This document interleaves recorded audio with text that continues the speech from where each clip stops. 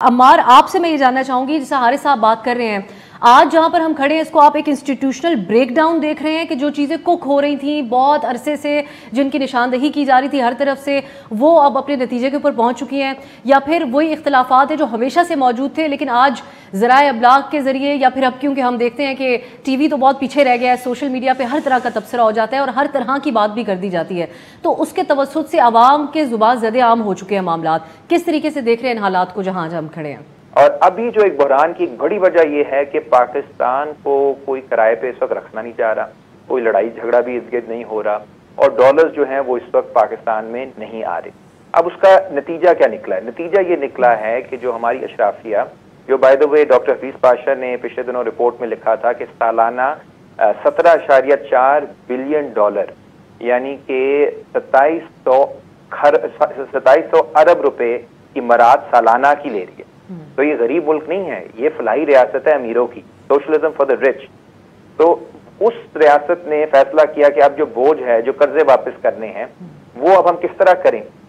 वो जाहिर है फिर आप गरीबों पे महंगाई करके टैक्स लगा के करोगे। हालांकि जो कर्जे हैं ये कोई गरीब इलाकों में तो पहुंचे नहीं, ये मिडिल क्लास तक तो पहुंचे नहीं, लेकिन अब घी महंगा हो रहा है, आटा महंगा हो रहा है, पेट्रोल महंगा हो रहा है, बिजली महंगी हो रही है। नतीजन क्या हो रहा है कि अगर जिन इलाकों में हम काम करते हैं, हम तो रोज देख रहे हैं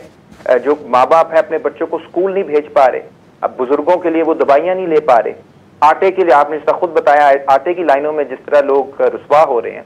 तो ये सब क्या है? ये है कि हमारे जो गरीब हैं या मेहनत कश हैं वो अपने बच्चों को, बुजुर्गों को कुर्बान कर रहे हैं अमीरों की अयाशियों के लिए,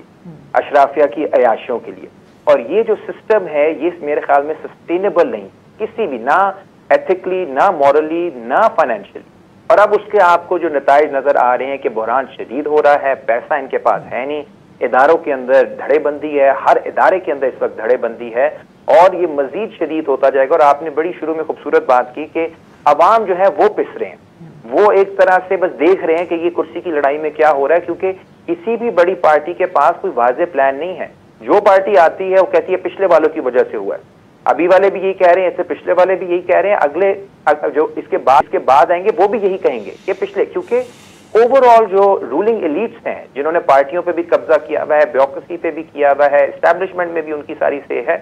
वो एक ही तर्ज से पाकिस्तान को चला रही हैं। और हमारा बहरान ये है कि अब उस तर्ज से पाकिस्तान नहीं चल रहा, ना ही चल सकता है।